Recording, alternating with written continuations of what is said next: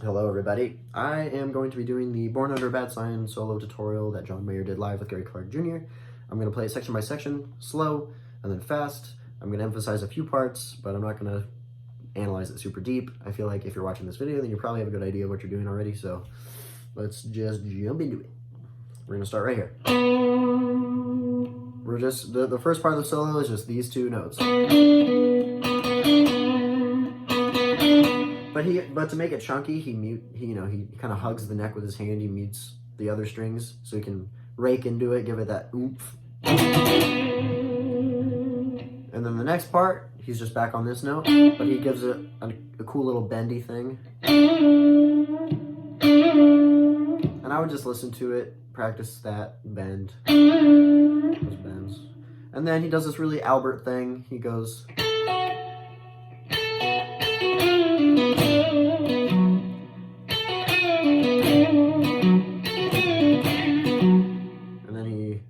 Comes up here, and then what I like to do on this part, I like to jump up with my ring finger because I think tonally it sounds better, because you can go into that vibrato a lot easier.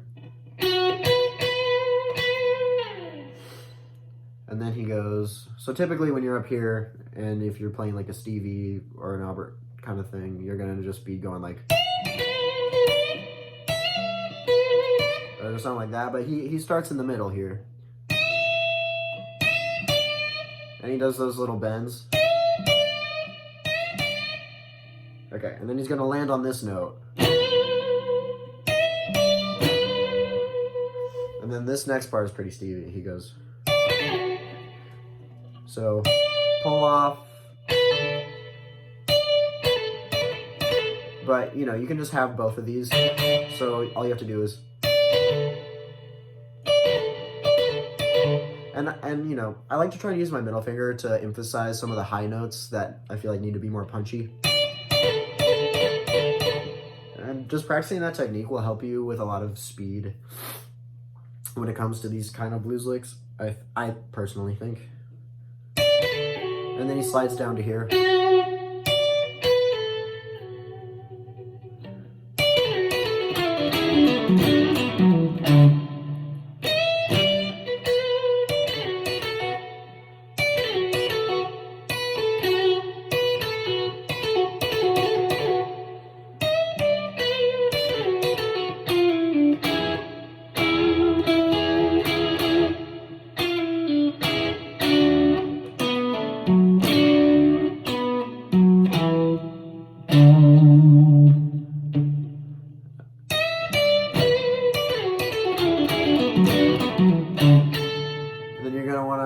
Land up here after that little pentatonic walk down.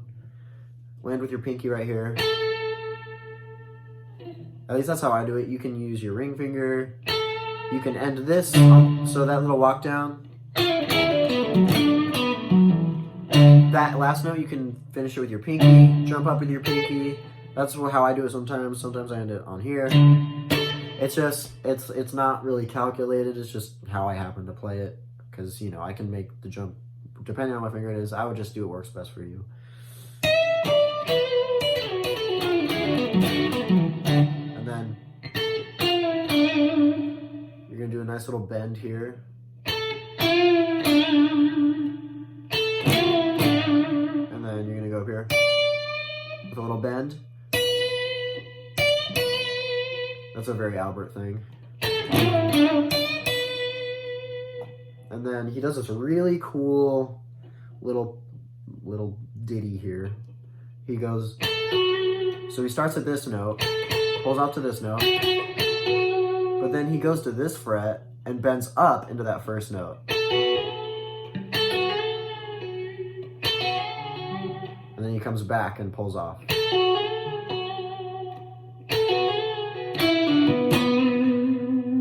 And I would pay attention to the notes that I'm choosing to pick on, because I think it emphasizes the tastiness of it.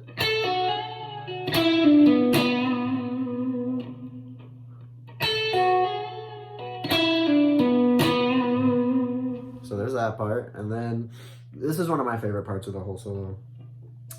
It's really, most of this next part is just these two notes. But there's going to be some bendy tricks that are going to be kind of something you need to practice.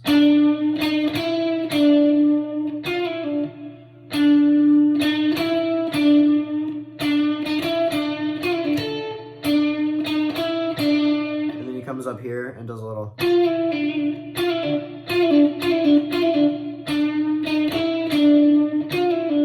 then he lands on this note,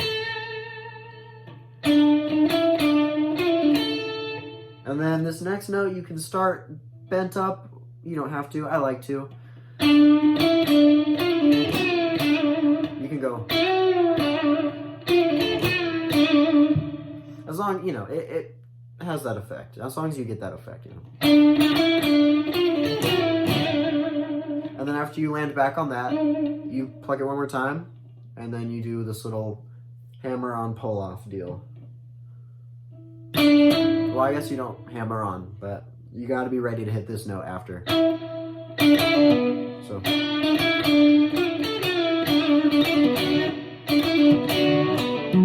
And there's that lockdown again. And then he goes. So you're gonna do like almost a full step bend, but you're gonna catch it up here.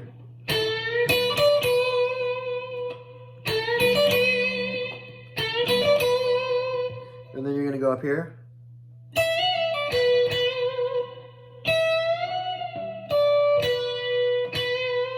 Sometimes I like to, you know, I think that sounds cooler in my opinion.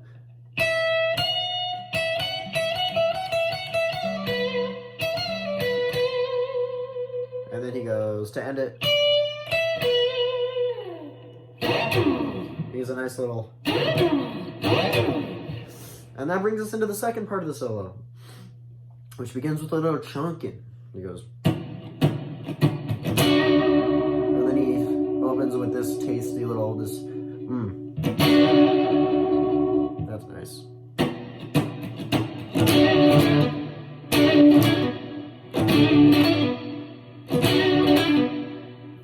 So you're gonna hit that twice, that. So it's gonna be like a long and then a quick. And then right after you do that, you're gonna wanna do a.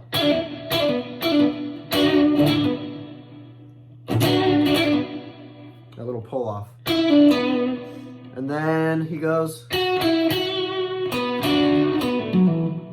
mean, you don't have to do that. You can just. So far we've got.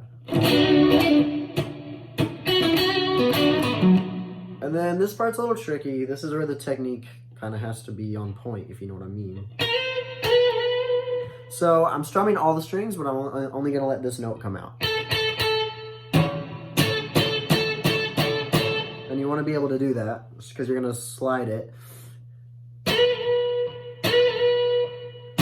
And I think if you have your hand kind of stretched out, it gives you more of a base to slide it more accurately. And then you're going to come back with the same finger to this note. But I like to rake up into it to give it that little, you know, extra taste, you know, that flavor. And then you're going to pull off into a little bend. All right. And then this next part is the hardest part of the solo easily. Ah.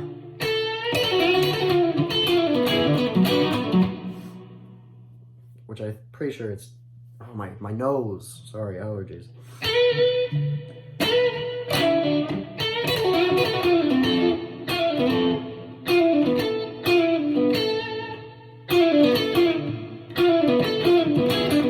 I'm trying to think of like a good way to do that. Man, allergies.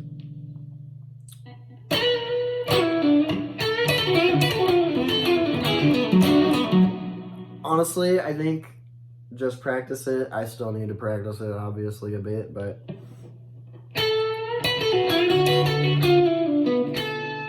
that's gonna be a kind of a difficult jump. You can land on your pinky and then come back down with your ring. That might twist you up a little bit, depending on how fast you're doing it. Yeah.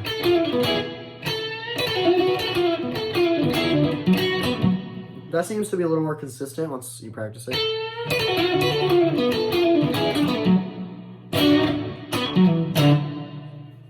Oh, I'm so sorry. Anyway, let me play that real slow.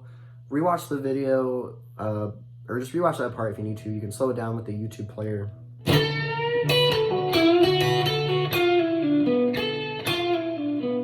me try that again.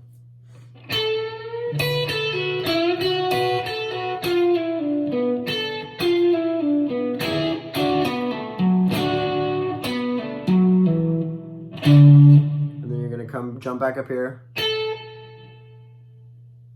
Oh wait, no you're not. Hold on.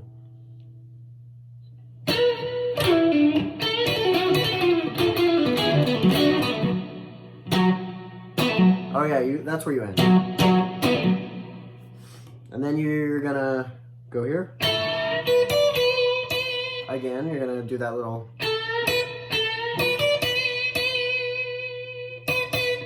So he kind of hangs on that note for a little bit.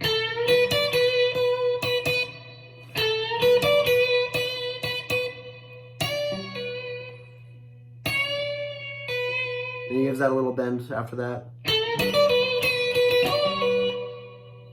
And then we're going to go up here. And we're going to hammer on and pull off. And give it a little bend, you know, just a tiny one. And then we're going to full step bend this twice. And then we're going to go up a couple frets and do another full step bend into pull off.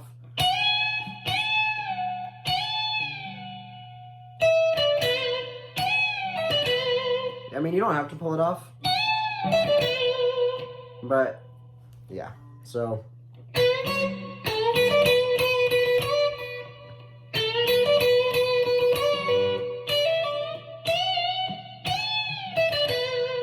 There might be more than a full step bend. Yeah, that's a 1.5 step bend. If you can't do 1.5, I would just go to the next fret up.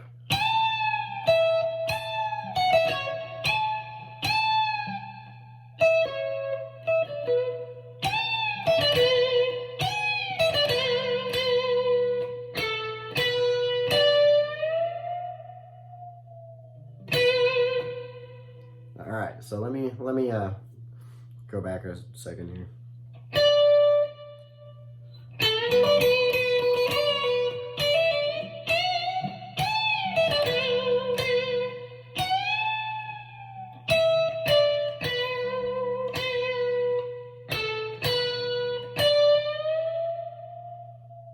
That's another part that's kind of hard to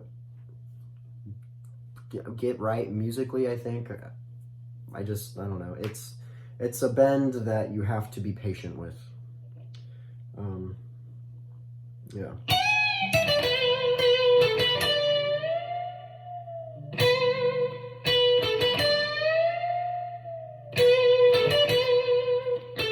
And then after he kills that bend,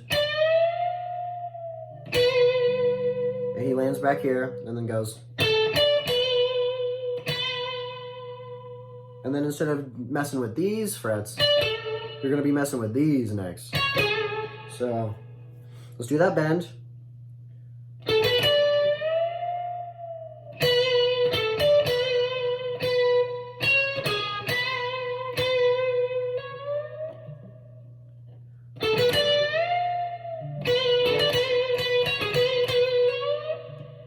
And then we're just going to jump up a string, same fret that we left off on. So, and then we're going to jump back down here to this fret because we got another bend we got to do.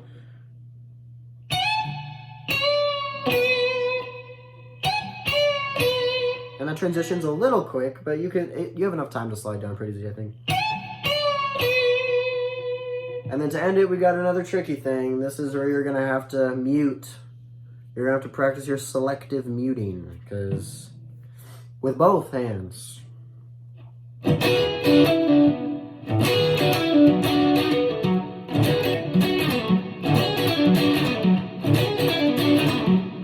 Alright, so we've got... And then I like to, that shuffle kind of trick with your right hand.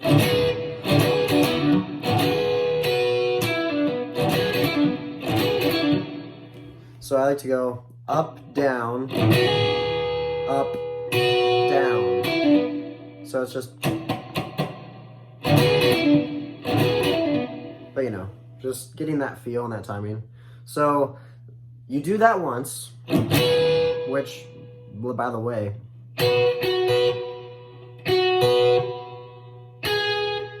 so this note, that high E stays the same.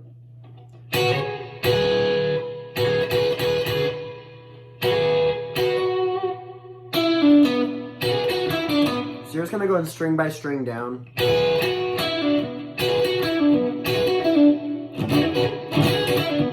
And then he does that, and then he catches this little. And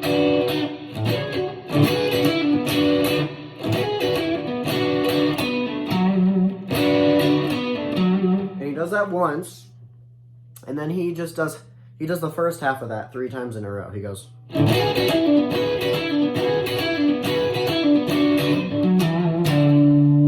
then he ends it on that.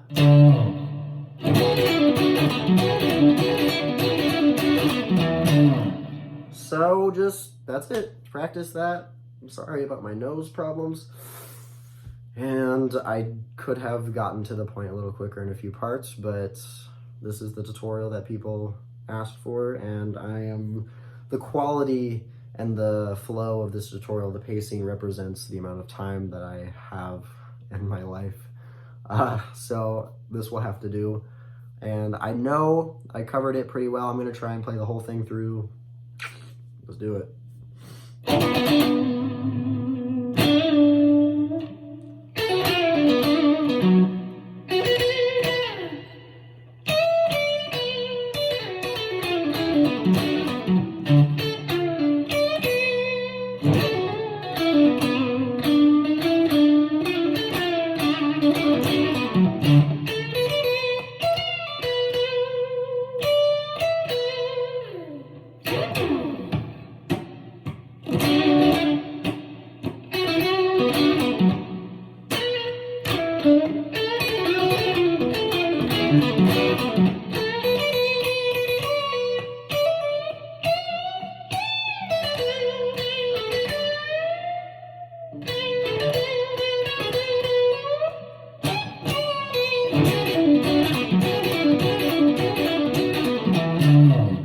I did it. So practice that, play it along with the actual performance. Once you get up to speed, or once you want to try to get up to speed, you can even go to the performance, play it at 0.75 times speed, and play along with that. That's what I would recommend. That's what I did. I just kind of went back and listened to any parts I had trouble with over and over, watched what he was doing, tried to get the timing. And there is the debate of, should you play something note for note, or should you adopt it into your own style? For educational purposes, I recommend learning the solo note for note, because you do learn a few little tricks in there, like not that I didn't do that before, but it kind of put it more prominent in my mind that that's an option. Especially that, because that's a pretty distinct sound, and you can always spot it when you hear it. And also, like which he also does that in his Out of My Mind, one of the Out of My Mind live performances. But yeah, I hope that this was good enough for the eager awaiters. But subscribe, share, send this to your other blues guitar friends. Get the word out that someone has finally made a tutorial. First ever, right? That's weird. I can't even find a lot of covers for this, but I did it. I labbed it. I sat in my room for like 3 hours, and I worked it out, and it was worth it. So you should do the same. And you won't have to take as much time as I did, because I'm giving you the facts, or as close to the facts as I can get. But yeah. See you next time.